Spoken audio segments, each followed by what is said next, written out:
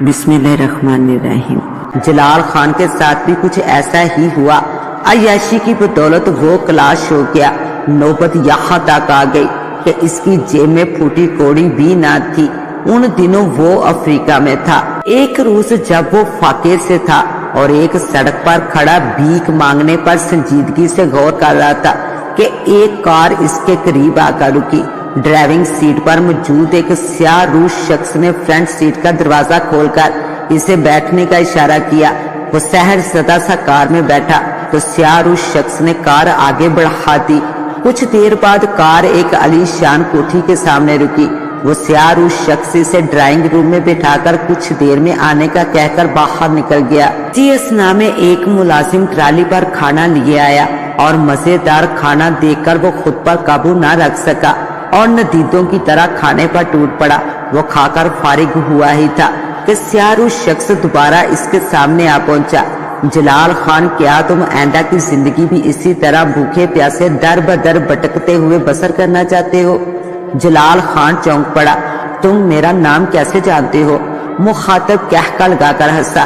میں تمہارے بارے میں اتنا کچھ جانتا ہوں کہ خود تمہارے عزیز و اقرب بھی نہ جانتے ہوں گے۔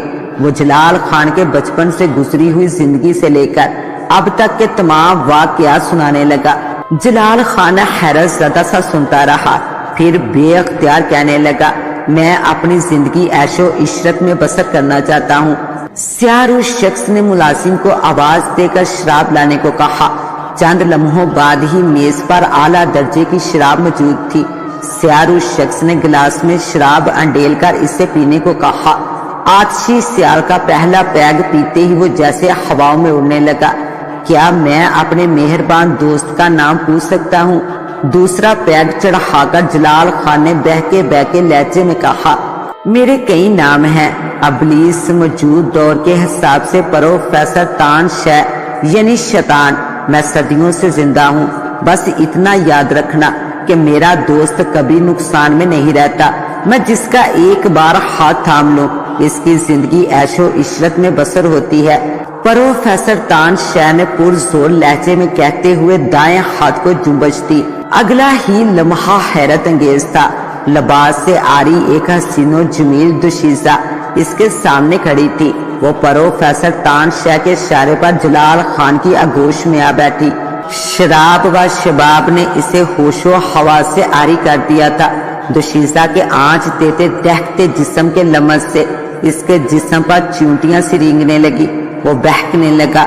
اسے نشے میں اتنا بھی خیال نہ رہا کہ پروفیسر سامنے بیٹھا دیکھ رہا ہے۔ اس نے صوفے کو ہی بیڈ بنا ڈالا اور کمرہ عجیب و غریب آوازوں سے گونجنے لگا۔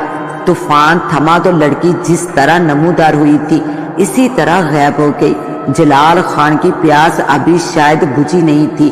وہ بے قرار نگاہوں سے لڑکی کو ادھر ادھر ڈھونڈنے لگا۔ پروفیسر اس کی بے قراری پر ہنس پڑا۔ مایوس ہونے کی ضرورت نہیں، اب تمہاری زندگی اسی طرح عیش و عشرت میں گزرے گی۔ بس صرف مجھے خوش کرتے رہو۔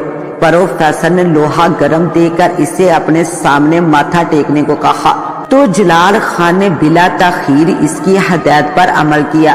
سال بھر کے مختصر عرصے میں جلال خان کے پاس مال و دولت کی کوئی کمی نہ تھی۔ پروفیسر تان شے کے حکم پر وہ ایک وچ ڈاکٹر سے کالا جادو سیکھنے لگا۔ انہی دنوں اس نے اپنے وطن جانے کا سوچا۔ وہ اپنے بھائی کمال خان کو اپنا روب دبدبا دکھانا چاہتا تھا اور پھر پروفیسر نے بھی اجازت دیتے ہوئے کہا کہ میں خود چاہتا ہوں تمہارا بھائی اور برادری کے لوگ دیکھیں میری تابع داری کرنے والے کے دن کیسے پھرتے ہیں۔ وہ مراد نگر آیا، لال حویلی میں رہنے لگا۔ وہ مجھ سے بھی ملاقات میں اپنی سرگشت سناتے ہوئے اس نے مجھے بھی آقا شیطان کی تابع داری کا مشورہ دیا۔ میں اس کی موجودہ زندگی سے متاثر ہو چکا تھا مگر حیرت کا شکار تھا، اس لیے سوچنے کی مہلت مانگی۔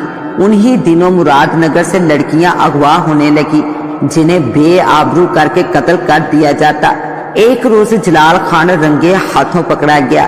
اسے خود اس کے بھائی سردار کمال خان نے موت کی سزا سنا دی۔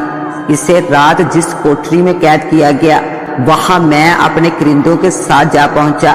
پہرے داروں کو قتل کرنے کے بعد میں نے جلال خان کو مراد نگر سے بھاگنے کو کہا اور خود اپنی حویلی جا پہنچا۔ فرار ہوتے وقت بدقسمتی سے جلال خان مراد نگر کے باسیوں کی نظر میں آ گیا، جنہوں نے اسے بڑی بے رحمی سے قتل کر دیا۔ اس واقعے کو 5 سال کا طویل عرصہ گزر گیا۔ پھر ایک روز سردار کمال خان کا بڑا بیٹا پر اسرار طور پر اپنے کمرے سے غائب ہو گیا۔ خود کمال خان کے بیڈ روم کی دیوار پر خون آلودہ تحریر میں لکھی جلال خان کی دھمکی، اور پھر دوسرے روز جنگل سے ملنے والی سردار کمال خان کے بیٹے کی لاش نے مراد نگر میں خوف و ہرس پھیلا دیا۔ سردار کمال خان اور اس کی بیوی بھی جلال خان کے انتقام کا شکار ہو کے دوسرا بیٹا لال حویلی کی طرف جانے کی پداش میں جلال خان کے ہاتھوں مارا گیا۔ پھر رفتہ رفتہ مراد نگر کے باسی بھی جلال خان کی روح کے انتقام کا شکار ہونے لگے۔ انہی دنوں مراد نگر میں ایک بزرگ عالم دین عارف شاہ کا گزر ہوا، جنہوں نے جلال خان کی روح کو اپنے نورانی علم سے زیر کیا۔ جلال خان نے وعدہ کیا کہ اب وہ مراد نگر کے باسیوں کو کسی بھی قسم کا نقصان نہیں پہنچائے گا۔ پھر اختیاتاً عارف شاہ نے مراد نگر کے گرد حصار قائم کر دیا۔ جلال خان کی روح نے عارف شاہ سے جھوٹا وعدہ کیا تھا، مگر اس کے قائم کردہ حصار کی وجہ سے وہ مراد نگر میں داخل نہیں ہو سکتا تھا۔ گویا جلال خان کی روح جنگل میں قید ہو چکی تھی۔ ایک روز میں جنگل سے اپنی زمین پر چہل قدمی کرتے کرتے جنگل میں داخل ہو گیا۔ اچانک ہی میرے سامنے ایک ہیبلا نمودار ہوا، جس نے جلال خان کا روپ حال لیا۔ تم تو مر چکے تھے نا؟ ایک مرے ہوئے شخص کو اپنے سامنے دوبارہ زندہ دیکھ کر میں ڈر اور خوف سے کپ کپانے لگا۔ میں جلال خان کی روح ہوں اور تم ڈرو مت، میں تمہیں کسی بھی قسم کا نقصان نہیں پہنچاؤں گا، کیونکہ تم زندگی میں میرے کام آتے رہے ہو۔ اس نے دوستانہ لہجے میں جواب دیا۔ اس کے لہجے کی نرمی کا خاطر خواہ اثر ہوا اور میرے خوف میں قدرے کمی آئی۔ دارا اکبر، مجھے تمہاری مدد کی ضرورت ہے۔ میں بھلا تمہاری کیا مدد کر سکتا ہوں؟ میں نے حیرت زدہ لہجے میں پوچھا۔ روحیں تو لامحدود قوت کی حامل ہوتی ہیں، اور پھر تمہارے ساتھ تو شیطانی قوتیں ہیں۔ تم ٹھیک کہتے ہو دارا اکبر، مگر میں عارف شاہ کے قائم کردہ حصار کی وجہ سے اس جنگل سے باہر نہیں جا سکتا۔ جلال خان نے مجھے اپنی حویلی سے لال حویلی تک سرنگ بنانے کو کہا تو میں پریشان ہو گیا، مگر اس میں تو کافی رقم کی ضرورت ہوگی۔ اتنی رقم تو میرے پاس نہیں ہے، رقم کی تم فکر نہ کرو، جلال خان نے مجھے تسلی دی۔ دوسرے روز جب میں سو کر اٹھا تو میرے بیڈ روم میں 2 بڑے بیگ پڑے تھے، جو 5000 کے نوٹوں پر مشتمل گڈیوں سے بھرے ہوئے تھے۔ میں نے شہر سے ماہر تعمیر بلوائے اور خفیہ طریقے سے سرنگ کی تعمیر شروع کروا دی۔ اپنی حویلی کے نیچے آراستہ کمرہ میں نے اپنی مرضی سے بنوایا۔ سرنگ کی تعمیر کے بعد جلال خان کی ہدایت پر میں نے ان تمام افراد کو قتل کروا دیا جنہوں نے سرنگ کی تعمیر میں حصہ لیا تھا۔ کچھ روز بعد جب میں اپنی حویلی سے بننے والی سرنگ کے ذریعے لال حویلی کے تہہ خانے میں پہنچا تو حال میں آقا شیطان کا بت دیکھ کر حیران رہ گیا۔ یہ بت یہاں کیسے آیا؟ میرے آقا کے لیے کوئی مشکل کام نہیں، اس نے پرزور لہجے میں جواب دیا۔ اس کا بتایا ہوا اگلا کام بہت خطرناک تھا۔ وہ عارف شاہ کا کانٹا راستے سے ہٹانا چاہتا تھا تاکہ وہ آئندہ اس کے راستے میں رکاوٹ نہ بنے۔ میں ہچکچا رہا تھا، مگر اس کی حوصلہ افزائی اور پرآسائش زندگی کے لالچ نے مجھے ہمت دی۔ جلال خان کی ہدایت پر میں اپنے وفادار کرندے کے ساتھ دارالحکومت چلا گیا۔ اس روز عارف شاہ جیسے ہی ظہر کی نماز پڑھ کر مسجد سے نکلا اور سڑک پار کرنے لگا، ایک تیز رفتار پجارو اسے کچلتی ہوئی آگے بڑھ گئی۔ یہ پجارو میرا وفادار کرندہ چلا رہا تھا، جبکہ میں اس کے برابر بیٹھا ہوا تھا۔ عارف شاہ اس حادثے میں موقع پر ہی جاں بحق ہو گیا تھا۔ جائے حادثہ سے دور جانے کے بعد میں نے ڈرائیور سے گاڑی روکنے کو کہا۔ رانا صاحب، گاڑی کے بریک فیل ہو چکے ہیں، اس نے رو دینے والے لہجے میں جواب دیا۔ یہ بات سن کر میرے استان خطا ہو گئے۔ اگلا موڑ مڑتے ہی پجارو سامنے سے آنے والی کوسٹر سے جا ٹکرائی۔ اس حادثے میں ڈرائیور موقع پر ہی ہلاک ہو گیا، جبکہ میں شدید زخمی تھا۔ مجھے ہسپتال میں 24 گھنٹے بعد ہوش آیا تھا۔ ہوش میں آتے مجھے معلوم ہوا کہ اس حادثے کے نتیجے میں میں نہ صرف اندھا ہو چکا ہوں बल्कि मेरा निचला दड़ ही मफलूज हो चुका है। पुलिस ने ब्रेक फेल होने के 22 पुजारों के आरफ शाह को कुचलने और पोस्टर से टकराने को हादसा करार दिया। मैं हस्पताल से मुरादनगर आ चुका था। एक रोज मैं अपनी ख्वाबगाह में मौजूद दिल ही दिल में खुद को कोस रहा था कि ना मैं जलाल खान की रूह की बातों में आता और ना यूं मसूरों की तरह बेबसी से जिंदगी गुजारता। अचानक ख्वाबगाह में एक आवाज गूंजी, दोस्तों से यूं बदगुमान होना अच्छी बात नहीं। कौन हो तुम? मैंने पूछा। प्रोफेसर तानशाह, इंसान का सबसे बड़ा हमदर्द। और खैर रही तुम्हारी ये मजूरी और अंधापन, तो ये मेरे बाएं हाथ का खेल है। अगला ही लम्हा हैरत अंगेज था। ना सिर्फ मेरी आंखों की बेनाई बहाल हो चुकी थी, बल्कि मेरा मफलूज निचला दड़ भी सही हो चुका था। मैं हकीकी मैनों में खुशी से नाचने लगा। प्रोफेसर तानशाह ने अगली हदायत दी कि तुम किसी को इस असलियत का इल्म नहीं होने दोगे कि तुम मजूर नहीं। लोगों के सामने तुम खुद को पहले ही की तरह मजूर जाहिर करोगे। याद रखो, अगर तुम मेरे कहने पर चलते रहे तो दुनिया के कामयाब तरीन इंसान कहलाओगे। मैंने इसकी हदायत पर पूरा अमल किया। मैं ज्यादातर वक्त अपने कमरे में गुजारने लगा। ये और बात थी कि मैं सुरंग के रास्ते लाल हवेली में चला जाता।